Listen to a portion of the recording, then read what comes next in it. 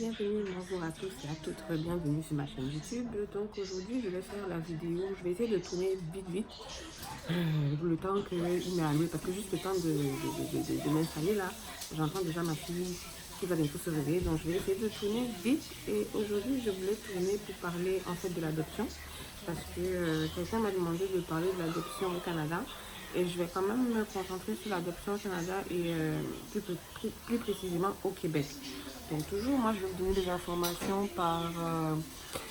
pour le Québec, en fait.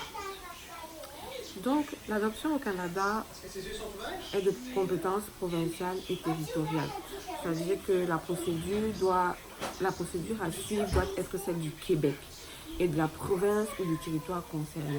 Donc, c'est-à-dire, si tu veux adopter au Nouveau-Brunswick, c'est d'abord la procédure du Québec qui prévaut et ensuite, donc, quand je veux dire la région concernée, par exemple, où tu souhaites adopter. Si c'est Montréal, tant mieux. Montréal, c'est déjà dans le Québec. Québec, Montréal, machin. Donc, l'adoption au Québec. L'adoption des enfants québécois ne relève pas du secrétariat à l'adoption internationale entendue par la SAI, mais des centres de jeunesse du Québec. Donc, c'est-à-dire que pour toute question qui concerne l'adoption d'un enfant au Québec, il faut contacter le Centre intégré de santé et de services sociaux ou le Centre intégré universitaire de santé et de services sociaux de votre région. Démarche d'adoption au Canada. Pour adopter un enfant qui est domicilié ailleurs qu'au Canada, il faut d'abord présenter sa demande au SAI. Donc, entendez par là le secrétariat d'adoption internationale. Si c'est en dehors du Canada, si c'est à l'intérieur du Canada, ce sont les centres de services de santé sociaux intégrés, comme je disais plus tôt.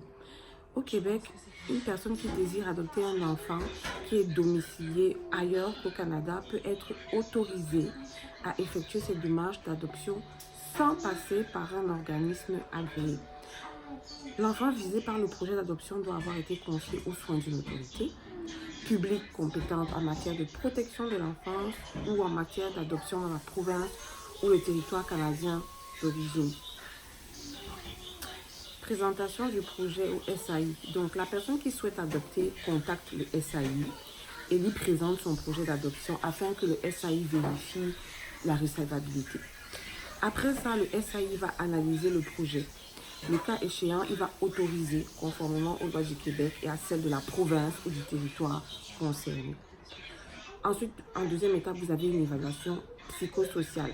Donc, lorsque la demande est analysée et approuvée, celui qui veut adopter reçoit une lettre de confirmation qui l'autorise à réaliser l'étape d'évaluation psychosociale.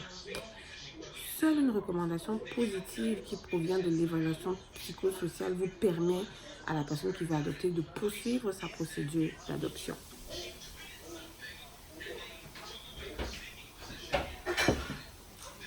Troisième étape, poursuite des démarches d'adoption. La personne qui adopte doit préparer son dossier en collaboration avec les services sociaux de la province ou du territoire concerné. Il dépose ensuite son dossier auprès des autorités provinciales ou territoriales et il doit informer le SAI des démarches effectuées. Quatrième étape, proposition d'enfant.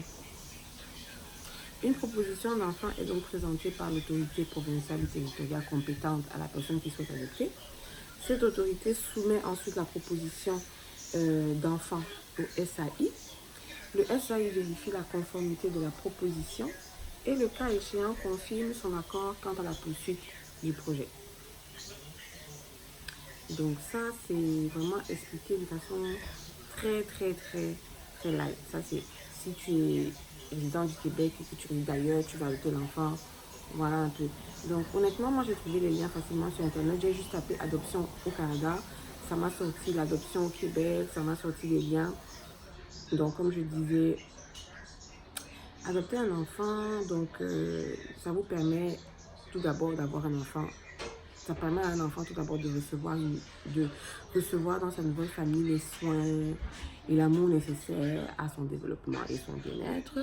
L'adoption permet aussi de répondre aux désirs légitimes d'adultes, de responsables qui veulent agrandir leur famille ou d'en fonder une. Donc tout projet d'adoption au Canada doit privilégier 3 éléments fondamentaux de l'enfant. Ses besoins, ses intérêts et ensuite ses droits. D'un point de vue légal, l'adoption a pour effet de rompre les liens de filiation d'origine, c'est-à-dire les liens de parenté qui existent entre l'enfant et ses parents biologiques. Ainsi, lorsqu'un jugement d'adoption est prononcé, le parent d'origine n'a plus de droits, il n'a plus de responsabilité ou d'obligation envers son enfant. Donc, le projet d'adoption peut toujours se faire sous le couvert de la confidentialité absolue. Toutefois, si cela répond à l'intérêt de l'enfant, la loi prévoit la possibilité de reconnaître les liens de filiation antérieurs en rendant accessibles les noms et prénoms d'origine de l'adopté, les noms et prénoms des parents d'origine de l'adopté, et cette possibilité retire aussi aux parents d'origine ses droits, ses responsabilités. 80, 60. 60. Oui. Qu'est-ce que j'étais en train de dire? Les obligations avec son enfant, mais permet cependant à l'adopté de connaître et d'avoir à sa possession ses liens filiaux d'origine.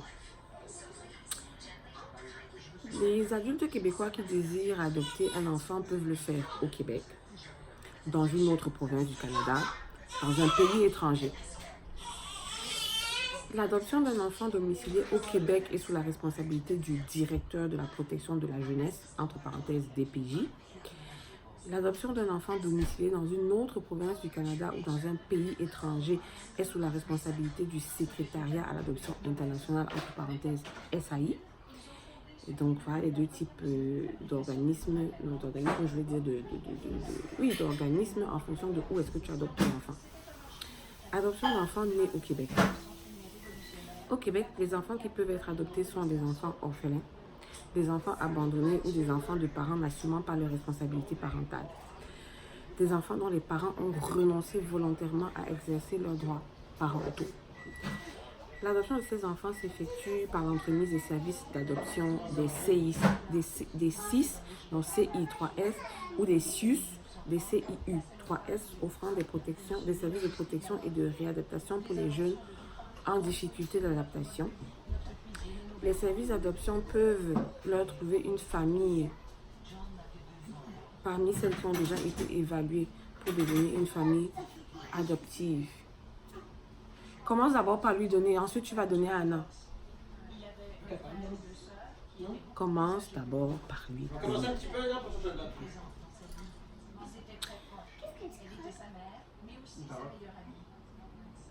Maintenant, on a l'adoption régulière, je m'excuse, qui concerne les cas d'enfants dont les parents d'origine ou le tuteur consentent à l'adoption. Et on a l'adoption en banque mixte, qui concerne les cas d'enfants qui risquent fortement d'être abandonnés et qui sont confiés à des familles d'accueil par le DPJ en vue d'être adoptés. Dans certaines conditions prévues par le Code civil du Québec, ces enfants peuvent être déclarés admissibles à l'adoption par le tribunal.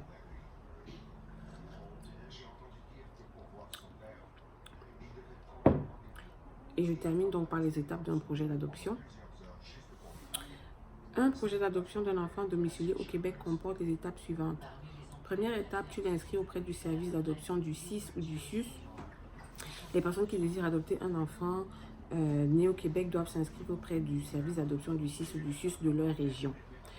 Pour obtenir les coordonnées du service d'adoption de chacune des régions, il faut consulter la section coordonnées des CISSS et des CIUSSS offrant des services de protection et de réadaptation pour les jeunes en difficulté d'adaptation. Deuxième étape, participation à une séance d'information. Le service d'adoption du CIS ou du CIUS invite donc les personnes inscrites à assister à une séance d'information qui présente les enjeux légaux reliés à l'adoption régulière et ceux reliés à l'adoption en banque mixte. Présente les caractéristiques d'une adoption avec reconnaissance des liens de filiation antérieurs et celle d'une adoption sans reconnaissance des liens de filiation antérieurs. Répond aux questions, aide à la prise de décision quant au type d'adoption à envisager et dans certains CIS ou CIUS, une séance d'information se déroule par téléphone. Ensuite, troisième étape, évaluation psychosociale, comme je disais tantôt, des personnes désireuses d'adopter un enfant. Après, en quatrième étape, tu as le jumelage d'un enfant avec de futurs parents adoptifs pouvant répondre à ses besoins. Le service d'adoption du CIS ou du CIUS choisit une famille adoptive et procède au jumelage de l'enfant avec la famille pour voir si ça va fitter, matcher ou pas, machin truc. Si les parents d'origine ont signé un consentement à l'adoption, leur enfant est considéré comme étant admissible à l'adoption. Sinon, il revient au tribunal de décider de l'admissibilité à l'adoption. Si cela est dans l'intérêt de l'enfant, il est possible pour les adoptants et les membres de la famille d'origine significatif pour l'enfant de convenir d'une entente de communication qui vise à faciliter l'échange d'informations.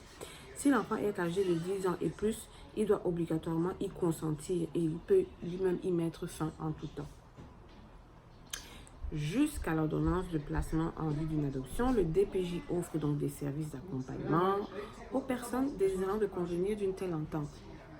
Tu vois, placement de l'enfant chez les parents adoptifs à la suite d'une ordonnance du tribunal. Après l'admissibilité à l'adoption, le DPJ demande au tribunal de prononcer l'ordonnance de placement en vue de l'adoption, c'est-à-dire que l'enfant sera placé dans la famille adoptive. Après généralement une période de 6 mois, le tribunal prononce l'adoption avec ou sans reconnaissance de lien de filiation antérieur. Étape 6, jugement d'adoption. Le jugement d'adoption transfère définitivement l'autorité parentale aux parents adoptifs, crée un nouveau lien de filiation en officialisant le type d'adoption avec ou sans reconnaissance des liens de filiation antérieurs et attribue à l'enfant adopté et à ses parents adoptifs les mêmes droits et obligations que ceux qui découlent de la filiation d'origine. Donc, à partir de ce moment-là, toi, en tant que mère, tu peux avoir un congé parental, le papa adoptif peut avoir un congé parental, vous pouvez avoir les allocations famille, etc. Machin. Truc. Donc, dans la fin de l'article, on donne les coordonnées des différents CCSUS. Ça, vraiment, je vais inviter chacun, surtout celles que ça intéressait, d'aller chercher sur Internet parce que j'ai cherché moi-même. Donc, voilà les coordonnées des CIS, machin. On vous donne des régions. Donc c'est vraiment très détaillé. Donc normalement, tu ne devrais pas avoir de problème. Mimi Exaucé, je pense, c'est toi qui m'as demandé de tourner ce sujet. Et donc voilà. Donc, sur ce, je vais aller m'occuper de ma fille. Je vous souhaite de passer un bon week-end, un bon début de semaine. Bisous!